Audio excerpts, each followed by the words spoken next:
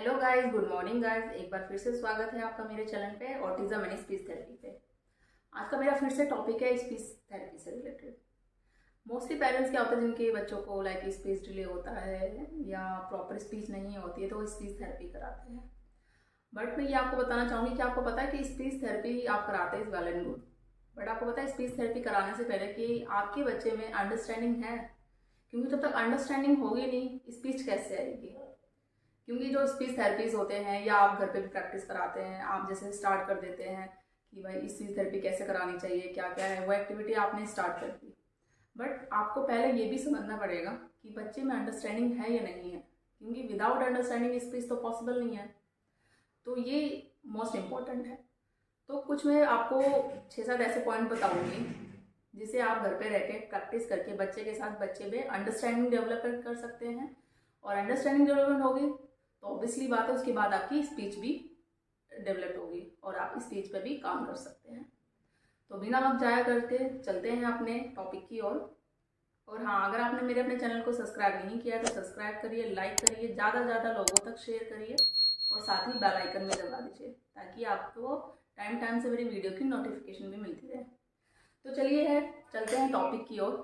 तो ऐसे कुछ पॉइंट है अंडरस्टैंडिंग डेवलपमेंट करने के जिनके बच्चे को स्पीच प्रॉब्लम है, स्पीच डिले है। तो फर्स्ट पॉइंट जैसे मैं बताऊंगी जो बॉडी पार्ट होते हैं। अब बॉडी पार्ट होते हैं बच्चे को बताना पड़ेगा, और ये जो काम आएंगे ना अंडरस्टैंडिंग, बच्चा जब 1 साल का होता है ना, 1 साल का हो, 2 साल का हो, 3 साल से, 1 साल से 5 साल के बच्चे को आप बिल्कुल सिखा सकते हैं। नॉर्मली जब बच्चे 1 साल की अगर हम बात करें तो वो भी अंडरस्टैंडिंग करते हैं। तो जैसे बॉडी पार्ट है तो हम बच्चे को सिखा सकते हैं कि पहले स्टार्ट करेंगे, मतलब दो दो से पॉइंट आप स्टार्ट करो बॉडी पार्ट की। पहले आइज ले लो, नोजी ले लो। तो जैसे आप बच्चे के साथ हो, as a mother, as a father, कोई भी हैं आप, ठीक है। तो आइज देखो, ये मैं मम्मा की आइज है।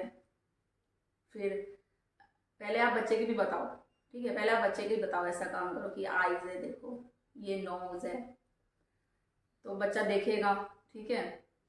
और अगर बच्चा नहीं बोलता है तो उसको टच करके बताओ कि आइज, ये नोज।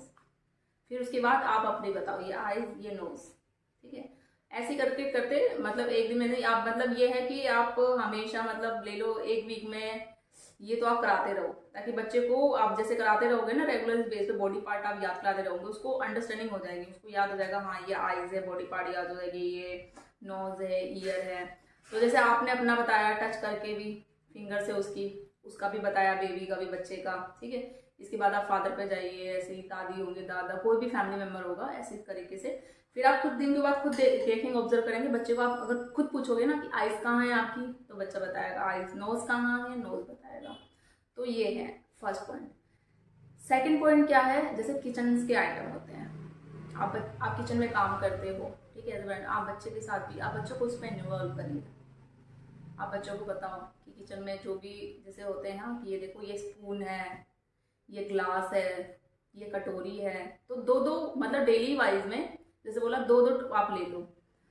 पहले ये बताओ, ये देखो ग्लास है, ग्लास में पानी पीते हैं, ठीक है, स्पून है। अगर बच्चा अंडरस्टैंडिंग कर रहा है तो वो 1-2 बार में ही समझ जाएगा, नहीं तो आप उसको थोड़ा टाइम लगेगा, बट आप समझाओ। बट हाँ, आई एम डैम श्योर बच्चा समझेगा अंडरस्टैंडिंग। और ये डिपेंड करता है आप पे, आप किस तरीके से बच्चे को सिखा रहे हैं। थेरेपिस्ट के पास भी जाते हैं तो थेरेपिस्ट भी यही इसी तरीके से वो एक नाउन बुक क्रिएट करते हैं, जो डेली वाइज चीज़ें होते हैं, चाहे वो बॉडी पार्ट हो, आपके किचन के आइटम हो, वेजिटेबल्स आइटम्स हो, वो सबकी एक नाउन बुक क्रिएट करके फोटो लगा देते हैं। आप ऐसा भी कर सकते हो, जैसे कि आपने सिंपल एक ड्राइंग की जो फाइल होती है वो कर ली, जो बच्चे को पसंद है खाने से लेके चीज़ें, जैसे चिप्स है, बिस्किट्स, उसके टॉयज के आइटम, हर एक की फोटो लगा ली। आप ये भी अंडरस्टैंडिंग में करा सकते हो। फिर उससे पहले आप बताओ कि ये चीज़ है, ये 1 बाय 1। फिर नेक्स्ट आप खुद पूछोगे, 1-2 दिन आप बताएंगे, तीसरे चौथे दिन वो खुद भी बताएगा कि आप बताओ चिप्स कहाँ है, ये रहा, ये टॉय कहाँ है, कार कहाँ है, वो फिंगर टच करके। अगर वो नहीं बता पाता आप उसकी फिंगर को लेकर टच करके आप उसको बताओ, ठीक है। इस तरीके से ये भी काम आ सकता है, इस पर भी आप काम कर सकते हैं नाउन बुक बना के, ठीक है। और जैसे किचन का मैंने बता दिया, आप ऐसे ही बताते रहो डेली वाइज, कुछ ना कुछ उसको कराते रहो। और थर्ड इसके बाद वेजिटेबल्स पे भी आप उसे बताओ कि जैसे पहले नॉर्मल जो होते हैं ना, जैसे कि ये पटेटो है, आलू है, ये देखो, ये प्याज है, ये टमाटर है।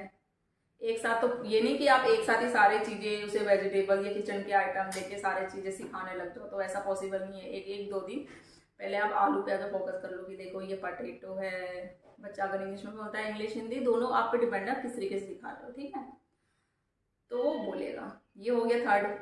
और फोर्थ हो गया हमारा गेस्चर।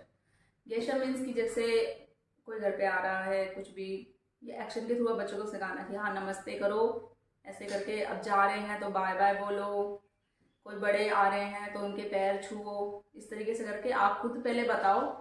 ऐसे करके बच्चा आपको देखेगा तो डेफिनेटली वो करेगा ही करेगा, क्योंकि बच्चे क्या होते हैं, जैसा हम करते हैं बड़े, बच्चे हमें देख के ही करते हैं। तो हम जैसा करेंगे बच्चे वैसे करेंगे, जैसा हम सिखाएंगे। मैंने जैसे पहले भी अपनी सारी वीडियो पे कहा है, जो थेरेपिस्ट नहीं कर सकता, जो एक डॉक्टर नहीं कर सकता, एज ए पेरेंट जो हम बच्चे को साथ सिखाएंगे ना, बच्चा हमसे ज़्यादा सीखता है। तो वो डिपेंड करता है कि हम किस तरीके से बच्चे के साथ काम करते हैं। तो ये गेस्चर उससे हो गया। उसके बाद हो गया लाइक ग्रीटिंग। ग्रीटिंग मीन्स वही जैसे मैंने आपको बोला, कोई भी आता है नमस्ते करना, हेलो करना, बाय बाय करना, पैर छूना, इस तरीके से बच्चे को सिखाना। लास्ट पॉइंट है हमारा लाइक बेसिक जो हाउस होल्ड आइटम होते हैं। जैसे कि हमारा अगर बेडरूम है, बेडरूम में 2-3 चीज़ें होती हैं जो हमेशा रहती है, वो बच्चे को बताना। लाइक फर्स्ट एक बेड रहेगा हमारा, ऊपर फैन, ठीक है, टीवी, ये चीज़ें आप सिखाओ बच्चे को। फैन कहाँ है, देखो ऊपर है फैन। बेड कहाँ है, बेबी कहाँ सोता है, बेड पे सोता है। टीवी कहाँ है, देखो टीवी सामने है, ठीक है। तो ये डेली वाइज आप सिखाते रहो उसको, ठीक है। और ये नहीं कि आपने एक दिन में सारे सिखा दिया तो बच्चा नहीं आ रहा, अंडरस्टैंड नहीं कर रहा है, टाइम लगेगा थोड़ा, हाँ, बट बच्चा सीखेगा ज़रूर, क्योंकि विदाउट अंडरस्टैंडिंग स्पीच पॉसिबल नहीं है, ठीक है। तो बच्चे की अंडरस्टैंडिंग इन्हीं जो बेसिक जो हमारी ये जैसे मैंने बताया 6-7 आपको पॉइंट बताया, इसी पे डिपेंड करता है। बच्चा अंडरस्टैंडिंग करेगा उसके बाद ही स्पीच पॉसिबल है, ठीक है। तो आई होप आप सबको समझ में आ गया होगा। तो आप घर पे भी रह के डेली वाइज में आप अपना टाइम निकालो, मॉर्निंग इवनिंग में ये सारी चीज़ें बताओ। आई एम डेफिनेटली श्योर बच्चे में स्पीच भी आएगी, अंडरस्टैंडिंग भी आएगी, और बच्चा आपका जल्दी ही बोलने लग जाएगा। आपको मेरी वीडियो अच्छी लगी तो लाइक करिए, शेयर करिए, और जैसे मैंने कहा ज़्यादा से ज़्यादा लोगों तक शेयर करिए, ताकि और भी पेरेंट्स को मेरी ये वीडियो मिल सके और उनको भी काम आ सके। जल्दी मिलती हूँ मैं आपको अपनी नेक्स्ट वीडियो में, तब तक के लिए थैंक यू।